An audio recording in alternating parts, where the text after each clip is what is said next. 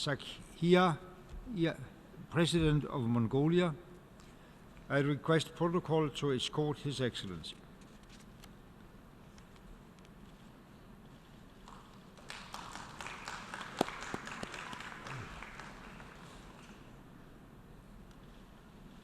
On behalf of the General Assembly, I have the honor to welcome to the United Nations His Excellency elbegdorj Sakhia, President of Mongolia, and to invite him to address the Assembly.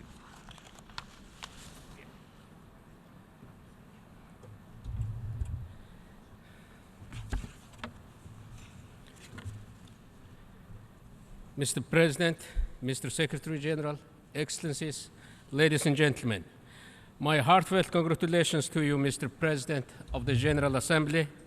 You can count on my delegation's full support during the Jubilee session and the year ahead.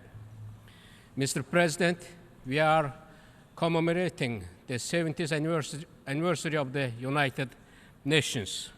As a family of nations, our hopes for peace and progress, as expressed in the UN Charter, still resonate deeply today.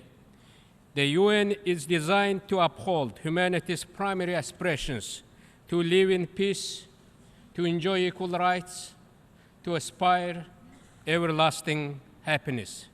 The UN has tirelessly served these noble purposes for 7 decades.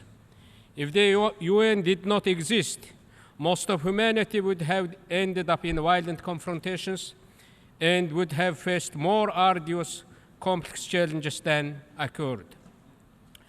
We together achieved a lot and have drawn a better course. The number of sovereign nations had quadrupled since 1945. The world's economic output has increased 5-fold. Human beings enjoy longer, healthier lives. We are more literate and educated. Today, the world has achieved the highest degree of international cooperation in history. Starting with the founding of the UN, governments have steadily invested more and more in new means of cooperation. These tools create new options, more space for compromises, and more legal frameworks than humankind has ever possessed. The UN has justly become the primary universal organization working for peace instead of war, prosperity instead of poverty, and instead of human rights violations, a dignified life for all. Hence, I would like to state that the past 70 years of humanity were the best 70 years ever. The founding of the UN, a historic milestone, connects our past, present, and future. All of humankind is poised to make another great stride toward a new, better reality. I am hopeful for the future because we have the UN, because we have useful experience to tackle today's challenges, because a new generation of humankind is rising. The new generation has creative solutions to challenges and see in them new opportunities. They share knowledge and advanced technologies. Mr. President, at this moment, more than ever in history, we share a common destiny as a family of nations. Yet, despite our achievements, billions of people still live in forbidding conditions.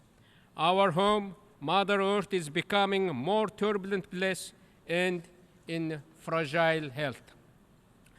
World War II is 7 decades behind us, and the arms race of the Cold War is 2 decades gone.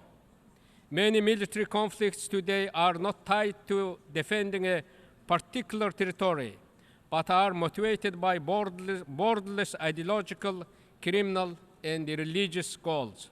Paradoxically, although we are more aware of these challenges and understand them better than ever, we seem unable to tackle them decisively and effectively. That is why we have gathered here and embarked on a momentous new journey to do much better to transform our world. The only way to bring peace and stability is through a system of rules and norms, laws and institutions that every country agrees to abide by in exchange for the benefits of peace and stability. If the UN fails to adopt a system of laws, we all will fail. The future is not only about the UN. The future is about all of us. It's about our community. It's about our family. Therefore, we have no right to fail. We recently showed that we can make positive changes. Mr. President, at the dawn of the new century, we have since implemented the Millennium Development Goals. We achieved many targets, yet some failed to achieve. Still, by and large, the global community passed the test. We learned lessons about working together and made huge strides toward achieving positive goals. With the 2030 Agenda, the international community produced a new history-making document. The entire United Nations family agreed on this roadmap towards sustainable development. Now humanity has a truly universal, ambitious action plan for the upcoming 15 years. A consensus-based global platform, the agenda is for all, because every single human holds a stake in our planet's future. The 17 goals and 169 targets are real, yet they also embody the dream of humankind. Never before in history have nations reached such universal and unanimous agreement. Our historic 2030 agenda is comprehensive and sustainable. We agreed on urgent targets on a broad range of economic and social challenges and on environmental emergencies. Isn't it miraculous? With one voice, the entire world shouldered the mountain of responsibilities and adopted these bold goals. I recognize the overarching objectives for global sustainable development. I distinguish that is for literally saving the Mother Earth for the future. I accept that for saving the happy, equal human rights. I believe that it's building inclusive, capable institutions and creating prosperous, peaceful, open, just, equitable societies. In order to advance them, the family of nations needs a robust, inclusive, and open mechanism. We must have reliable implementing, monitoring, and accountability regulations institutions in place. I appeal to every member state to adopt national laws and policies to implement the Sustainable Development Goal. Such laws and policies would ensure their sustainability. Mr. President, I am deeply proud of my country's contributions to the common cause of humanity. Over the last quarter century, Mongolia has relentlessly strived to build an open and just society with a free market economy, participatory democracy, and environmental conscientious policies.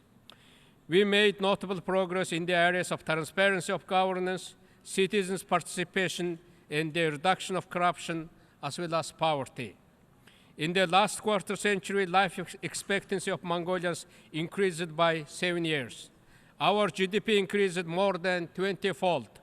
We believe in human rights and human creativity, and we foster private initiatives. Our private sector generated more than 80% of our GDP growth.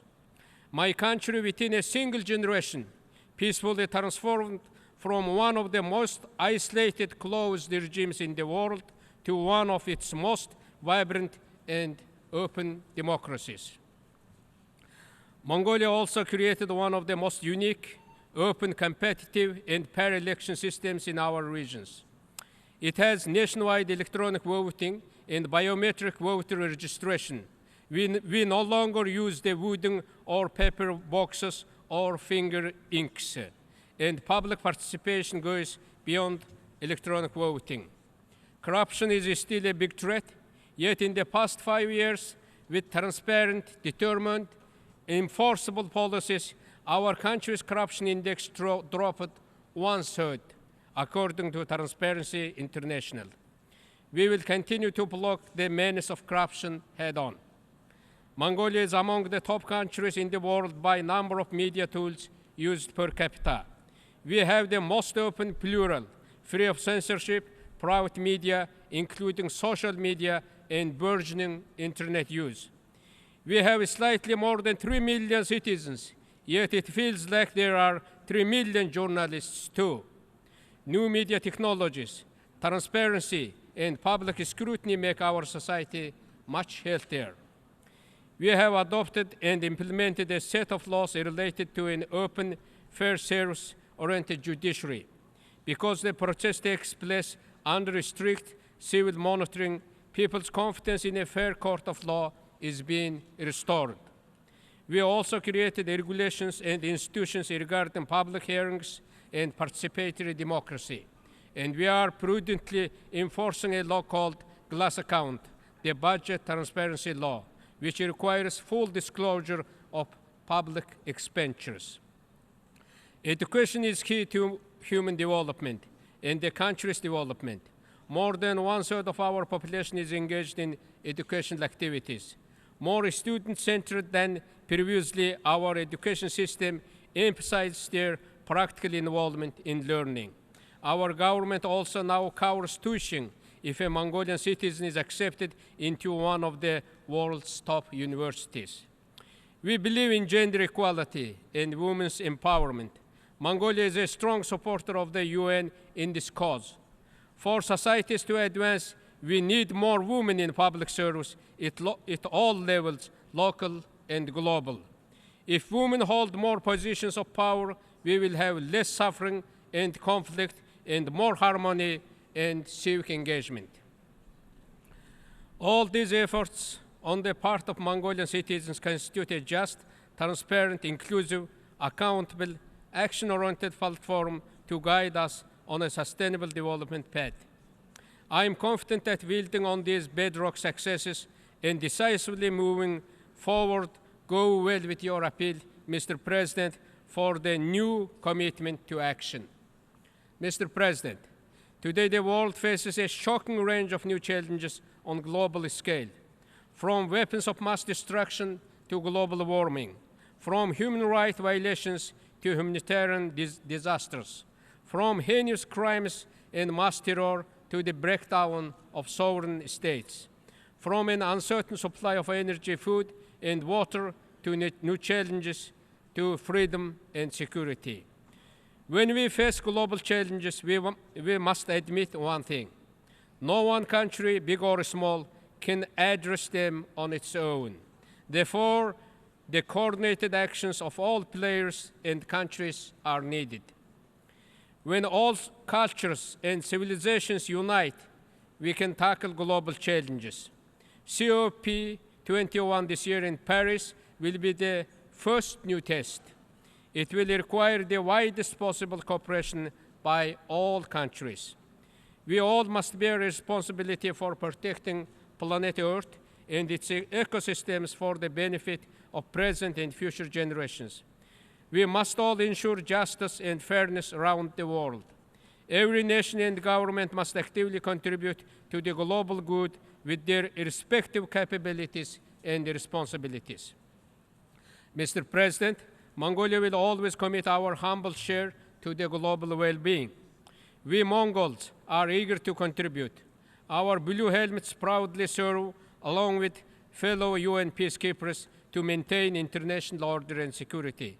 Mongolia has become one of the 20 largest peacekeeping contributors in the world. So far, 14,000 Mongolian peacekeepers have served on active duty in global hotspots. This is a significant number if you compare with the size of our population.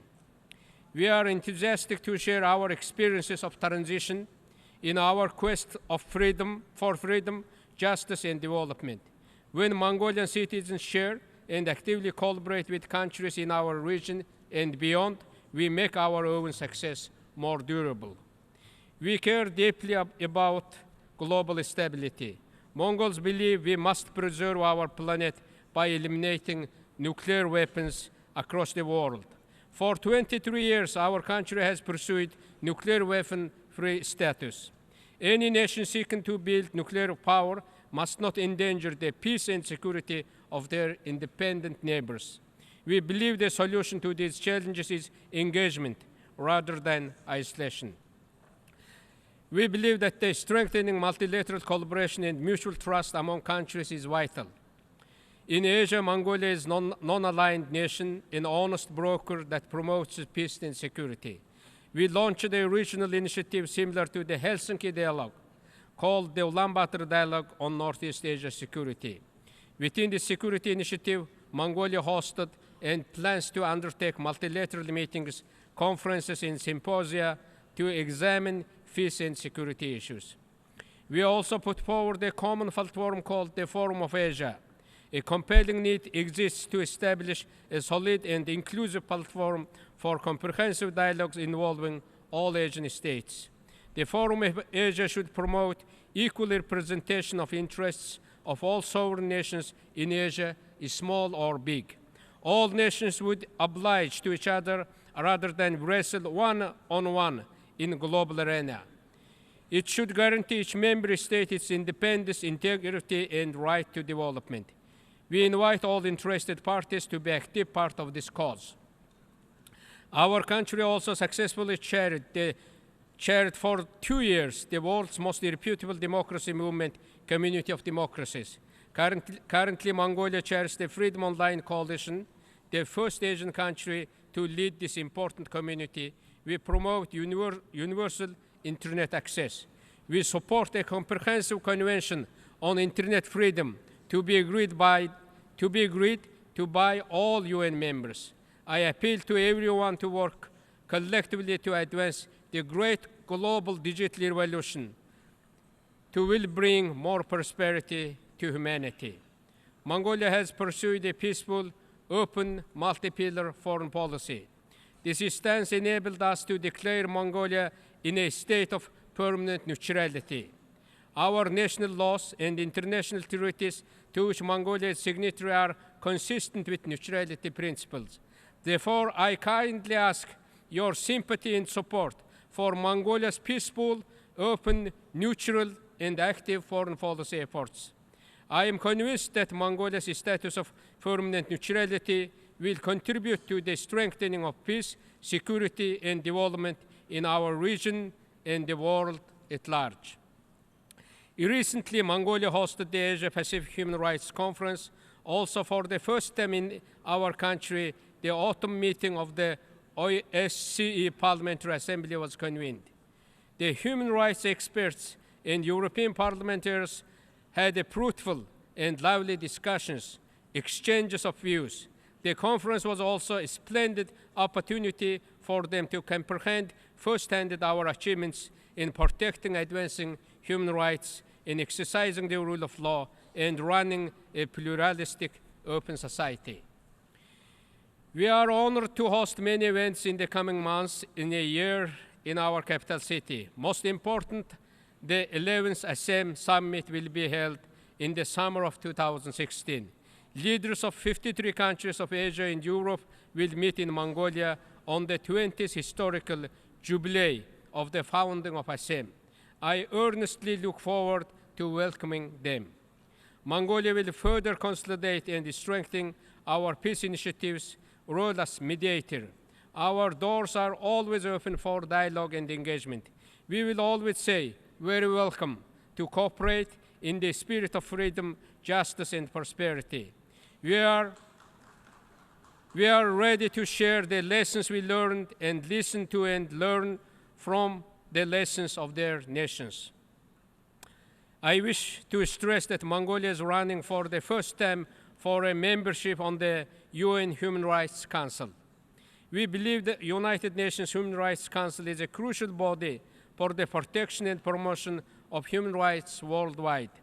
It's a platform for open discussions on human rights issues that positively impact national and international policies. Mongolia reaffirms our full commitment to the promotion of human rights and willingness to share our experience transitioning to democracy, fighting against corruption, abolishing the death penalty, and ensuring genuine human rights. I kindly ask every member state to extend your valuable support to Mongolia's candidacy to the UN's Human Rights Council at elections in October. Mr. President and esteemed leaders, we, the United Nations members, and need to mobilize the full potential of humanity to achieve the primary purpose of the creation of the UN, namely the promotion of peace, respect for human rights, and inclusive economic and social development. I believe that in the 21st century, the UN will remain at the heart of our common humanity.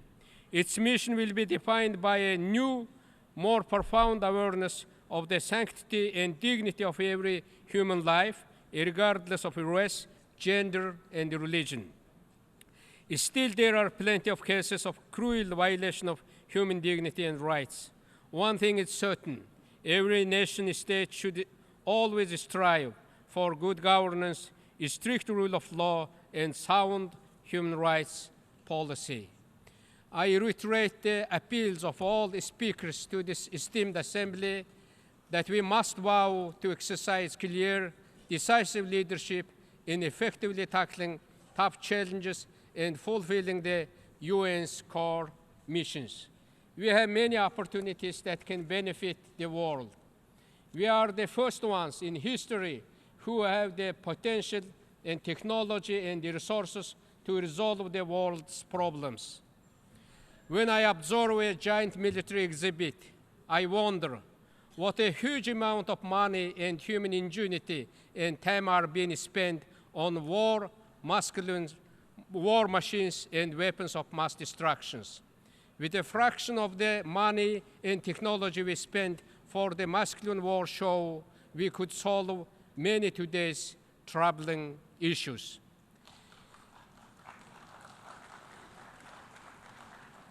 We also have a smart, tech-savvy, energetic young generation who will soon shoulder our tough challenges with their innovative, dynamic, shrewd solutions. They give us hope and strengthen our confidence. Mr. President, esteemed delegates, I would like to reiterate that the UN's solemn purpose has always been to enhance global peace, protect fellow human beings, and contribute to the global well-being. We all know there are sound critics of the UN. If our United Nations is to survive in the new reality, we must embrace substantive change. We need reforms to build a just common home. If we delay action, change will become more painful and more challenging. The UN is still our most representative, important global body. Its foundation is the preservation of the rights and interests of all nations, big or small, to have a voice, to have a vote, and to be part of a human home. More pertinent than ever, the UN is a common home where nations can meet, create solutions to solve the challenges of the world. If the 70 years since the United Nations was founded were the best 70 years ever, I believe let us make the next 70 years even better. Mr. President, ladies and gentlemen, we humans are at our best when we face challenges, when we exercise collective bravery, spirit, and leadership. With the Sustainable Development Goals, we all become developing countries because we all have a stake in our plans in success. There is no future without peace. There is no planet without sustainability. There is no humanity without justice. Let us strive for victory. Let us all be champions. Let us raise all our flags on the finish line, and let us proudly present them to our beautiful planet's next generation. Thank you for your attention. En nombre de la Asamblea General, deseo dar las gracias al presidente de Mongolia por la declaración que acaba de formular. Ruego a los representantes que permanezcan sentados mientras despedimos al presidente.